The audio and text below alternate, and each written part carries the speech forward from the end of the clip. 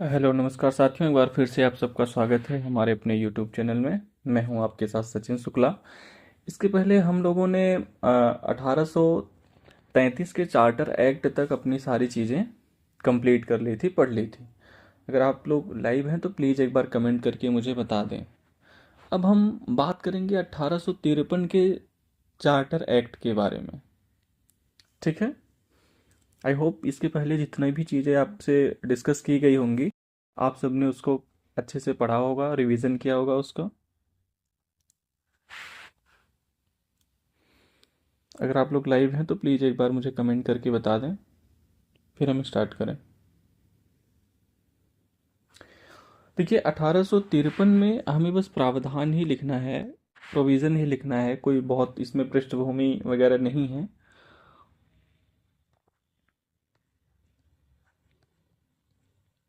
प्रावधान ही हम लिखेंगे इसमें।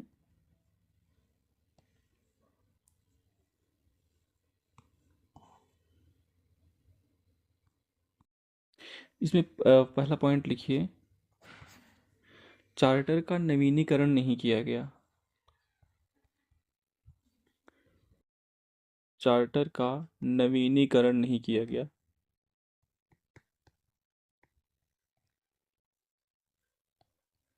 यानी नहीं बढ़ाया गया 20 वर्षों के लिए। अगला पॉइंट लिखो, भारत में भारत में कंपनी का शासन तभी तक होगा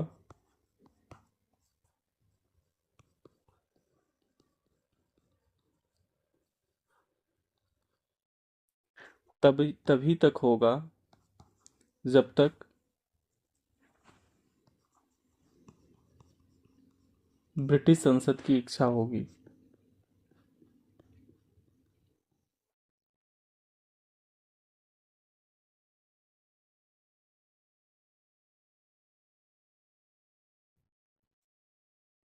ठीक है।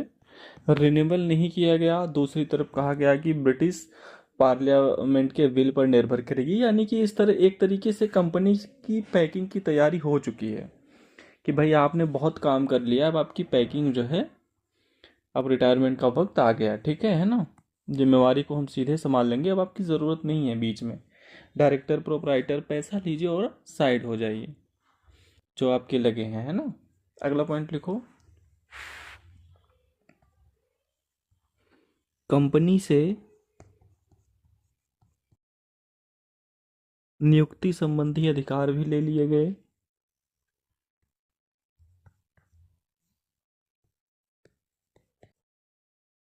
नियुक्ति संबंधी अधिकार भी छीन लिए गए। कंपनी से नियुक्ति संबंधी अधिकार भी छीन लिए गए। नियुक्ति इसी में लिखो। अब जो नियुक्ति होगी वो प्रतियोगी परीक्षा के आधार पर होगी।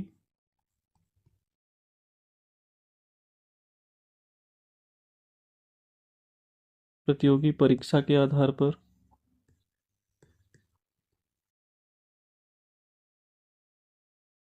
लिखो, मैकाले की अध्यक्षता में एक आयोग का गठन।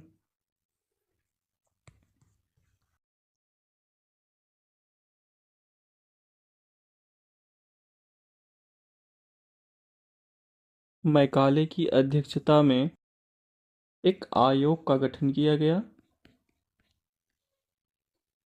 यानी सिविल सेवा के लिए जो पहला आयोग बना कंपटीशन वगैरह के लिए, उसके भी अध्यक्ष कौन थे?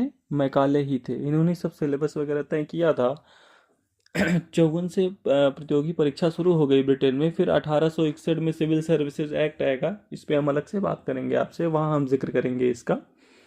तो पहले व्यापारिक एकाधिकार छीना गया कंपनी का, अब नियुक्ति संबंधी अधिकार छीन लिया गया। यानी जो ये जो दो स्पेशल राइट्स थे, वो एक होता है ना कि धड़कन जिसके लिए धड़के, कंपनी इसी राइट के लिए, इसी प्रॉफिट के लिए लड़ती थी, वहां पे ये अधिकार होने चाहिए, वो भी ले लिया गया। यानी पैकिंग की तैयारी इनकी हो चुकी है। इसी पे संयोग बस 57 का रिवोल्ट हो जाएगा और कुछ ब्रिटिश अधिकारी रिवोल्ट का ठेकरा कंपनी पर ठोपेंगे, और फिर संयोग से वो रिवोल्ट होगा और कंपनी के मत्थे उसको मड़ के कंपनी की पैकिंग पूरी कर दी जाएगी।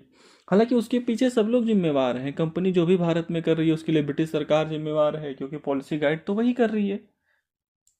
इसमें अगला पॉइंट लिखें, गवर्नर जनरल परिषद में गवर्नर जनरल परिषद में एक अस्थाई सदस्य को शामिल किया गया।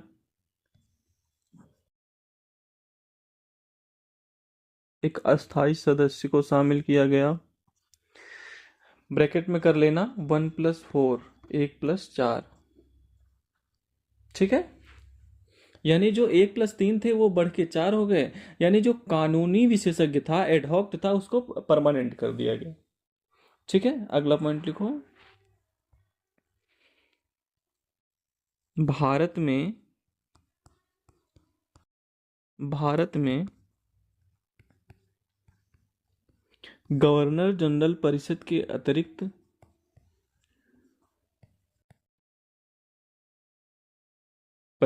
अतिरिक्त यानी गवर्नर जनरल परिषद तो है ही, के अतिरिक्त छह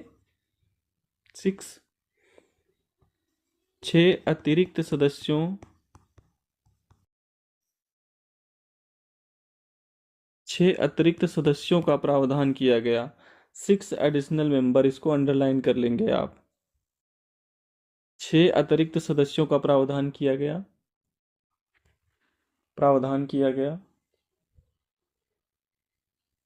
इसका कार्य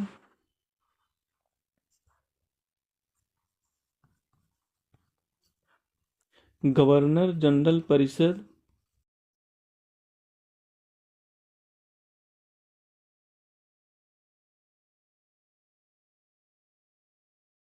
के साथ कानूनी विषयों पर विचार विमर्श करना था। कानूनी विषयों पर विचार विमर्श करना था, ठीक है। तो 1+4 के अतिरिक्त 6 मेंबर आ गए हैं, यानी कानूनी काम को अब ज्यादा महत्व माना जाता है कि भारत में संसद की जो शुरुआत है वो यहीं से हुई है, 53 के अधिनियम से। ये जो 6 अतिरिक्त मेंबर हैं, इनका काम है जो भी कानून बनेगा यहाँ चर्चा होगी, इनकी बात ये मानेंगे नहीं, बट संसद की दिशा में कहीं ना कहीं ये एक कदम, फिर इनकी संख्या बढ़ करके 12 हो जाएगी, फिर 16 हो जाएगी, फिर 60 हो जाएगी, फिर ये 2 सदन हो जाएंगे, 2 हाउस हो जाएंगे, फिर 35 के अधिनियम में फेडरलिज्म का कॉन्सेप्ट आ जाएगा, लागू नहीं होगा। यही 6 बढ़ते बढ़ते 2 सदन, बाई कैमरल हाउस, फेडरलिज्म, फिर आज़ादी के बाद उसको लागू कर दिया जाएगा। तो इसीलिए मैं लिखाया, भारत में केंद्रीय स्तर पर कभी भी एडिशनल मेंबर की बात होती है तो वही केंद्रीय स्तर की बात कर रहे हैं हम आपसे।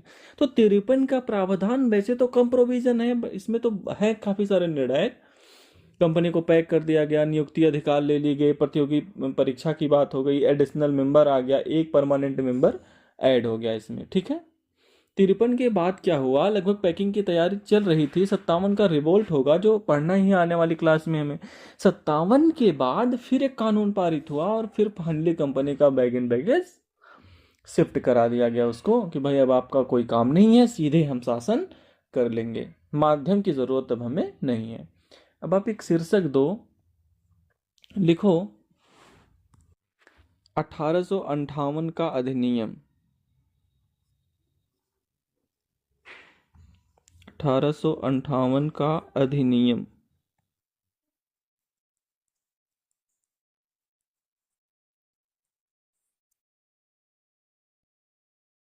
1858 का अधिनियम, ब्रैकेट में लिख लेना,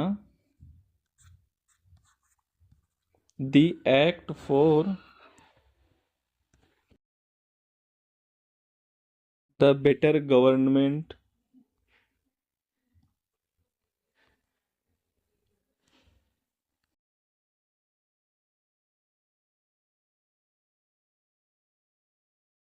the act for the better government of India. इस एक्ट को ये भी कहा जाता है, अंग्रेजों ने कहा हम एक्ट पारित कर रहे हैं बेहतर शासन के लिए, ठीक है। 1858 का अधिनियम लिखो पॉइंट जरा इसमें,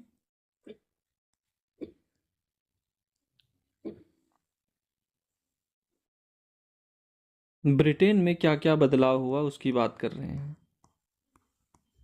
पहला पॉइंट लिखो, बोर्ड ऑफ कंट्रोल को समाप्त कर दिया गया।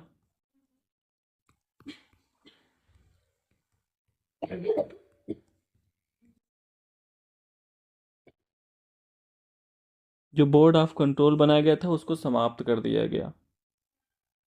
दूसरा पॉइंट लिखो, नेक्स्ट पॉइंट लिखो, भारत सचिव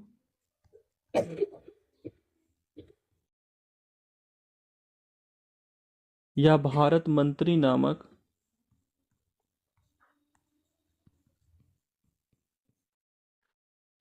एक नए पद का सृजन।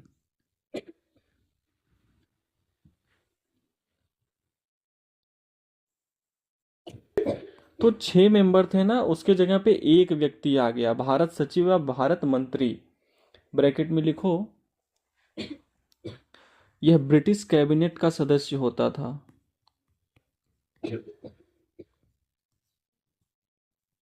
यह ब्रिटिश कैबिनेट का सदस्य होता था।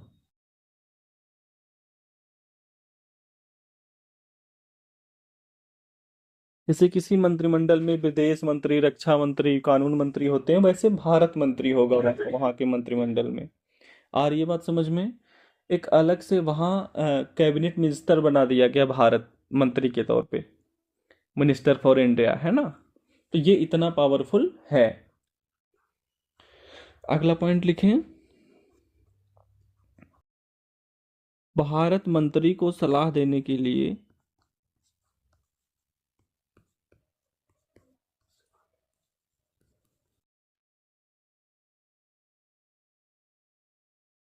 15 सदस्यीय भारत परिषद का प्रावधान।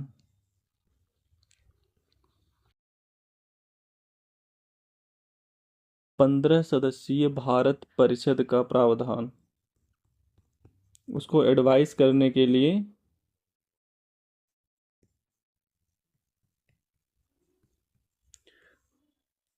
15 सदस्यीय भारत परिषद का प्रावधान। ये सब ब्रिटेन में हो रहा है। ठीक है, ब्रिटेन में एक कंपनी के डायरेक्टर थे, बोर्ड ऑफ कंट्रोल थे। जितना पावर उन दोनों के पास होता था वो सारा पावर इन दोनों को दे दिया गया। भाई अब यही देखेगा। ठीक है, वहाँ वाले सिस्टम पूरा इसको सुपुर्द कर दिया गया, ये एडवाइस करेंगे। ठीक है, तो ब्रिटेन में ये सचिव और परिषद, भारत में गवर्नर जनरल हो गए, परिषद और अतिरिक्त सदस्य हो गए। ये 4 मेन बॉडी हो जाएगी 58 से सिस्टम चलाने वाली। ठीक है, अब लिखो, भारत में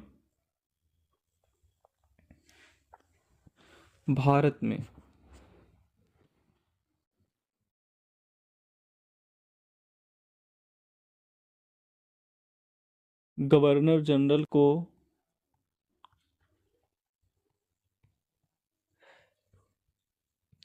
वायसराय भी कहा जाने लगा।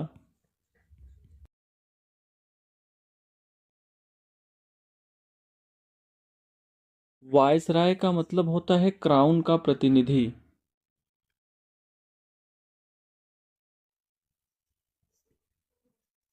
क्राउन का प्रतिनिधि।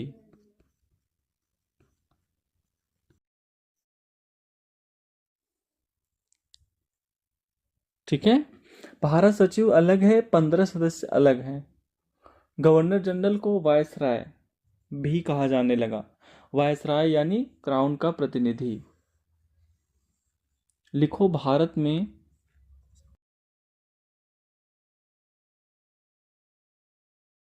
में औपचारिक तौर पर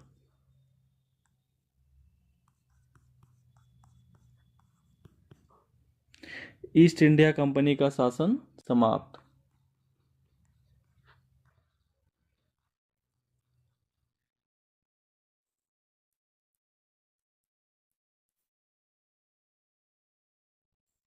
एक चीज आप ऑब्जर्व करोगे, भारत में कोई ऐसा बदलाव ऐसा हुआ नहीं कुछ बड़ा। गवर्नर जनरल की परिषद में संख्या में बदलाव नहीं हुआ, अतिरिक्त सदस्यों में बदलाव नहीं हुआ, बस केवल नाम बदल गया। काम तो वैसे भी खत्म हो गया था इनका, कुछ स्थानीय काम इनके पास। 53 में तो कंपनी वेट ही कर रही थी कि अगला आदेश आए और हम चलें, अब रिटायरमेंट लें, है ना। 53 तो यही मतलब था, मकसद था। तो फिर सिचुएशन बनेगी कि 58 में ये चीज हो जाएगा। जो मेजर बदलाव हुआ वो ब्रिटेन के अंदर बदलाव हुआ। बट अभी भी कंपनी देखो इतने आसानी से अधिकारों को, ऋण तो भारत के द्वारा दिया ही गया, बट ये जो डायरेक्टर हैं 15 जो मेंबर बनेंगे, इस 15 मेंबर में भी कंपनी अपने अधिकारों का दावा करेगी, लेकिन ये एडवाइस देने वाली बॉडी थी। ठीक है, इसमें कुछ मेंबर कंपनी के द्वारा नोमित किए जाएंगे, बट उसका कोई महत्व तो नहीं रह जाएगा। ये बहुत पावरफुल हो जाएगा भारत सचिव, इंपॉर्टेंस कम हो जाएगा, उसको कंपनी धीरे धीरे गायब हो जाएगी। ये 58 का अधिनियम आया था, ये अगस्त 1858 में लागू हुआ था। ठीक है, अधिनियम जो है अगस्त 1858। डेट इसलिए मैं बता रहा हूँ कि एक और घोषणा हुई है इस समय, महारानी की घोषणा। एलिजाबेथ थी वहाँ महारानी, उसको क्वींस प्रोक्लेमेशंस भी कहा गया है। उसको भी हम संवैधानिक विकास के स्टेज के तौर पर देखते हैं, वो भी 1858 में ही आया था। ठीक है, तो लिखे आप नेक्स्ट पॉइंट, नेक्स्ट टॉपिक इसी में, महारानी की घोषणा।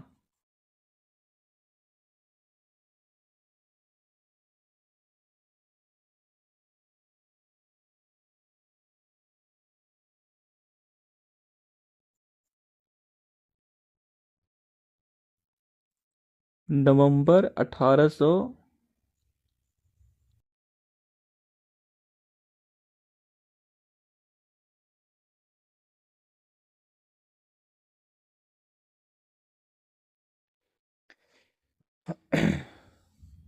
यहाँ लिख लें आप, भारतीय प्रशासन के संदर्भ में।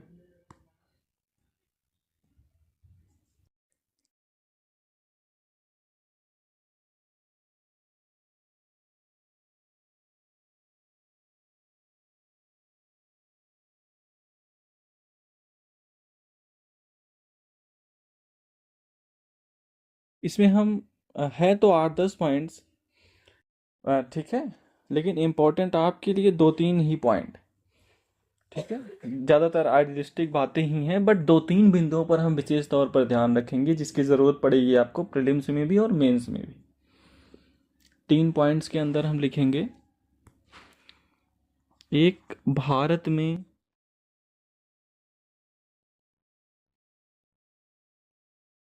में साम्राज्य का विस्तार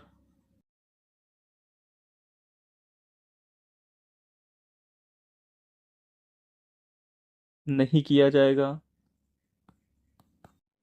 भारत में साम्राज्य का विस्तार नहीं किया जाएगा। उस घोषणा में साफ साफ किया गया था कि हम साम्राज्य का विस्तार नहीं किया जाएगा। 1784 में भी इन्होंने कहा, फिर कहा जाएगा। अब जीतना था वो जीत लिया, वाकई में नहीं करेंगे, कुछ औपचारिकताएं रहेंगी, हम नहीं करेंगे, उन्होंने ये लिखित तौर पर दे दिया। दूसरा पॉइंट लिखें, दूसरा पॉइंट लिखिए, भारतीय शासकों को गोद लेने का अधिकार होगा।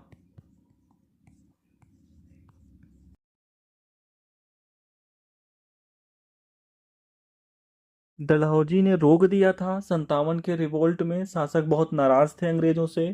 जब रिवोल्ट हुआ तो बहुत सारे शासकों ने फिर अंग्रेजों की मदद, 57 के विद्रोह को दबाने में हम पढ़ेंगे शासकों की बड़ी भूमिका है। तो अंग्रेजों को लगा कि अब हिंदुस्तान में आगे बने रहना है, तो शासकों को ही बनाकर जो रह गए हैं उन्होंने उनको अधिकार वापस लौटा दिए, गोद लेने का अधिकार होगा। तीसरा पॉइंट लिखें इसमें,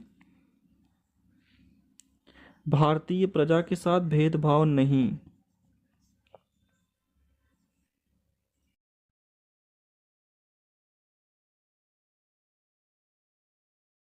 भारतीय प्रजा के साथ भेदभाव नहीं करेंगे। ठीक है, तो ये 3 बातें इन्होंने फिर दोबारा रिपीट की गई कि भेदभाव नहीं करेंगे। हम इसमें देखेंगे और भी चीजें होंगी। ये डेवलपमेंट के सेंस में चलता चला आ रहा है, तो ये बीच में एक माना जाता है, यहाँ ब्रैकेट में लिख लो,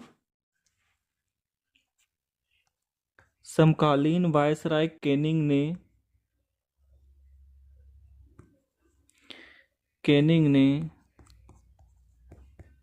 कैनिंग का कार्यकाल है 56 से 62।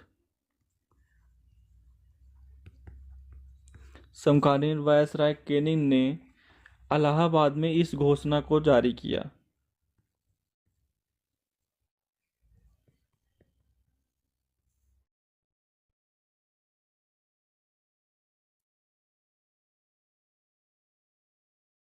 इलाहाबाद में इस घोषणा को जारी किया। ठीक है, तो ये भी एक अधिनियम है। प्रत्येक अधिनियम के शुरुआती पॉइंट को देखोगे ना, तो कंपनी के अधिकारों को ग्रेजुअली कंट्रोल कर रही है सरकार। सरकार कह रही कि पहले रिपोर्टिंग करो, फिर मेरी बात मानो, भारत में जो तुम्हारा है वो मेरा है ना। 33 में कह रही है कि ठीक है, भारत में जो तुम भी देखो ट्रस्टी के रूप में देखो। 53 में सरकार कहेगी कि जब तक मेरी इच्छा है तब तक तुम भारत में रहोगे, और 58 में कहेगी कि तुम्हारी सेवा समाप्त हो गई है। तो एक तो एक्ट को हम वर्टिकल पढ़ते हैं एक्ट वाइज, वो ज़रूरी है प्रीलिम्स के लिए भी आपको ध्यान में रखना, ऑब्जेक्टिव के लिए। और एक उसकी एनालिसिस करते हैं कि इस तरीके से डेवलपमेंट हुआ, कि कैसे कैसे डेवलपमेंट हुआ कॉन्स्टिट्यूशनल, कैसे कंपनी के अधिकारों में ग्रेजुअली कटौती हुई, कैसे कार्यपालिका इवॉल्व करी है जब संवैधानिक विकास की बात करते हैं। तो इस तरह से भी देखने के लिए भी ज़रूरी होता है कि पहले हमारे पास प्रावधान हमें याद हो, इसको प्रोविज़न याद होगा रहेगा, वो तेज़ी से रिलेट करेगा चीज़ों को। बात समझ में आ रही है? तो बेसिक बात है प्रावधान याद रखना। प्रावधान के पीछे कॉन्सेप्ट क्या है मैंने आपको बता दिया। ये सब एक अपने आप को प्रेजेंट कर रहे हैं, वो नए सिरे से रख रहे हैं वो। कुछ अंग्रेजों ने तो ये भी कहा था कि 57 का रिवोल्ट इसलिए हुआ था कि कंपनी के शासन में कुछ खोट थी। अब ब्रिटिश सरकार खुद जिम्मेवारी ले रही है तो सब कुछ अच्छा हो जाएगा। ठीक है, प्रत्यक्ष शासन कहा जाता है इसको। बट सच्चाई यही है कि अंग्रेजों ने शुरू से कंट्रोल किया था। 84 के एक्ट के बाद चाबी उन्हीं के पास थी। जो टारगेट था उसमें जो हमारा आखिरी अधिनियम है 1861 का भारत परिषद अधिनियम। 1861 का भारत परिषद अधिनियम।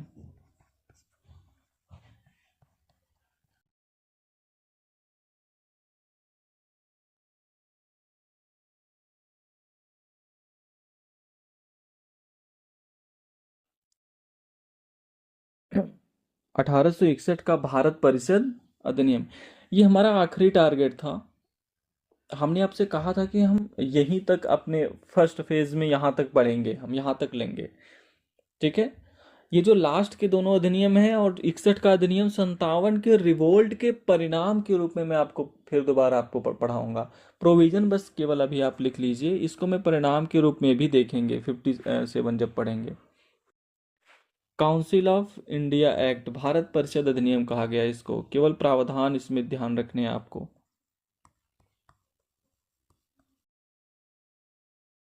पहला पॉइंट लिखो, गवर्नर जनरल परिषद में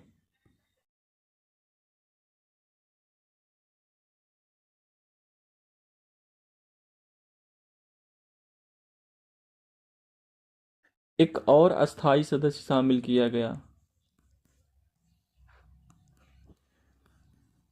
अस्थाई सदस्य शामिल हुआ, 1+5 कर देंगे अब आप। ठीक है, समझ में आ रही है चीजें सभी को? 1+5, वो तो एक है ही, इसके अलावा 5 मेंबर हैं। ठीक है, अगला पॉइंट लिखो, मतलब गवर्नर जनरल या वायसराय दोनों शब्द यूज किया जाएगा अब इनके लिए। ठीक है, वायसराय को अध्यादेश जारी करने का अधिकार दिया गया।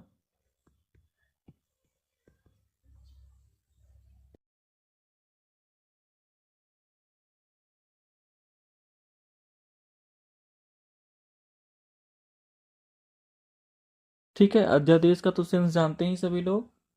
संसदीय परंपरा में जो बैठक नहीं होती है तो जो राष्ट्रपति राज्यपाल होते हैं वो आदेश जारी करते हैं। पहली बार 61 के अधिनियम में आया है ये, फर्स्ट टाइम ये 61 के अधिनियम में आया है कि भाई अध्यादेश जारी कर सकते हैं गवर्नर, वायसराय जो है। अगला पॉइंट लिखो,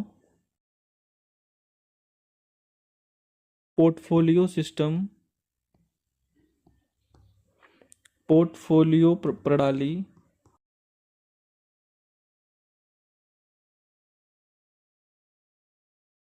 या मंत्रिमंडल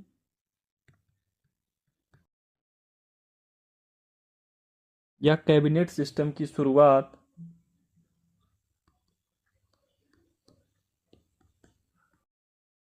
या मंत्रिमंडल प्रणाली की शुरुआत, जो कैबिनेट सिस्टम आज चलता है भारत में, है ना, कैबिनेट फॉर्म ऑफ गवर्नमेंट कहते हैं, पार्लियामेंट्री फॉर्म ऑफ गवर्नमेंट कहते हैं, तो पहली बार इसे 5 लोग हैं ना, तो पहले सब संयुक्त तौर पे काम करते थे, बैठते थे। अब ये नियम बनाया गया फर्स्ट एक्ट में कि काम को बांट दीजिए, कि ये वित्त मंत्री होगा, ये रक्षा मंत्री होगा, ये कानून मंत्री होगा। तो फर्स्ट टाइम जैसे मंत्रिमंडल अलॉट किया जाता है, वैसे अलॉटमेंट शुरू हुआ 61 के अधिनियम में।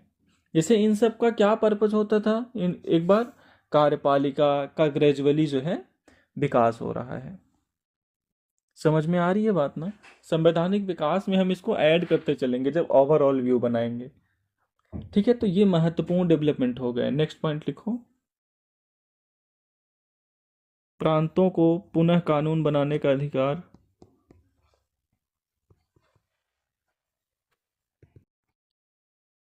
कानून बनाने का अधिकार दिया गया।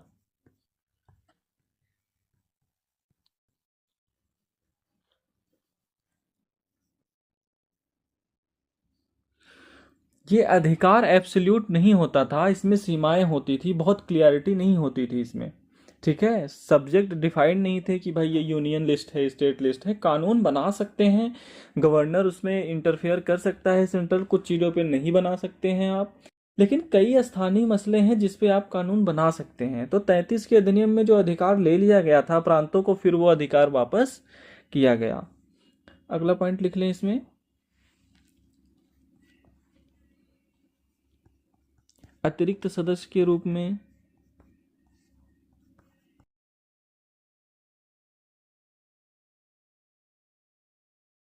न्यूनतम 6,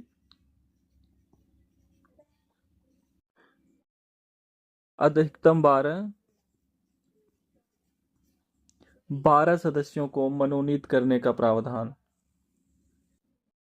न्यूनतम 6, अधिकतम 12 सदस्यों को मनोनीत करने का प्रावधान।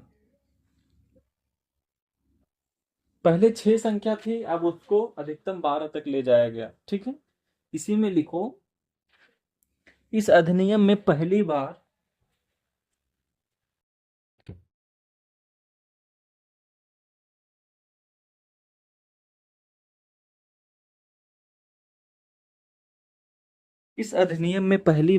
गैर सरकारी सदस्यों को भी मनोनीत करने का प्रावधान रखा गया।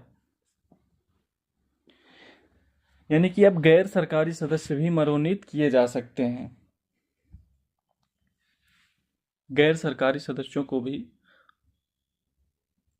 मनोनीत करने का प्रावधान रखा गया। ठीक है, यानी अब तक जो मेंबर थे 53 में, या वो थे सरकारी, थे जो सरकारी सेवा में हैं। जो सेवा में नहीं है उनको भी अब इसमें बैठाया जा सकता है। ब्रैकेट में लिखो, इसी प्रावधान के अंतर्गत, इसी प्रावधान के अंतर्गत अतिरिक्त सदस्य के रूप में, अतिरिक्त सदस्य के रूप में सर्वप्रथम भारतीय सदस्य को भी शामिल किया गया।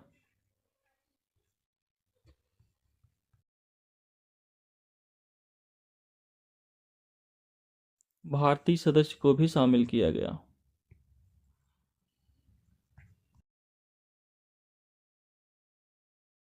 तो जो शासन करने वाली मेन संस्था है ब्रिटेन में कौन है? भारत सचिव, भारत परिषद। तो पहली बार इंडियन को एंट्री मिलती है अतिरिक्त सदस्य के रूप में, नॉमिनेट किया जाएगा। हमारी भागीदारी बढ़ रही है। 58 का दोनों एक्ट और 61 का अधिनियम संवैधानिक विकास के दृष्टिकोण से तो हम चर्चा तो करेंगे ही इसमें, हम 57 के विद्रोह के परिणाम के तौर पर भी हम इसको देखेंगे। जब 57 का रिवोल्ट पढ़ेंगे तो उसके बाद राजनीति में क्या बदलाव आया, इस तरह से भी हम इसको देखेंगे। ठीक है, तो अभी हम लोगों ने आज 1781 के अधिनियम से लेकर के अभी तक हम 1861 के अधिनियम तक को हमने कवर कर लिया है। आपसे अब ये अपेक्षा है कि आप एक बार प्रोविजन, 84 का पिट्स इंडिया एक्ट आ गया, बोर्ड ऑफ कंट्रोल बना, 4 सदस्यीय परिषद बनी, विस्तार नहीं करेंगे, युद्ध कूटनीति, ऐसे प्रोविजन याद रखना है आपको। 86 का अधिनियम स्पेशली कॉर्नवालिस के लिए आया। 93 का अधिनियम यह था कि सभी गवर्नरों को इग्नोर करने का अधिकार दिया गया। 13 का पॉपुलर क्या था कि व्यापारिक एकाधिकार समाप्त और शिक्षा पर 1 लाख रुपए ईसाई मिशनरी। 33 में करीब 10 बातें जो आपने दोबारा पढ़ी और सकारात्मक नकारात्मक। 53 में एक संसद की इच्छा नियुक्ति संबंधी अधिकार छीन लेना, ये सारी बातें आ गई। 58 में ब्रिटेन में मेजर बदलाव आया, भारत में भी कुछ सांकेतिक परिवर्तन आए, महारानी की घोषणा और 61 का अधिनियम। इस पे चर्चा होगी, लेकिन व्यक्तिगत कारणों से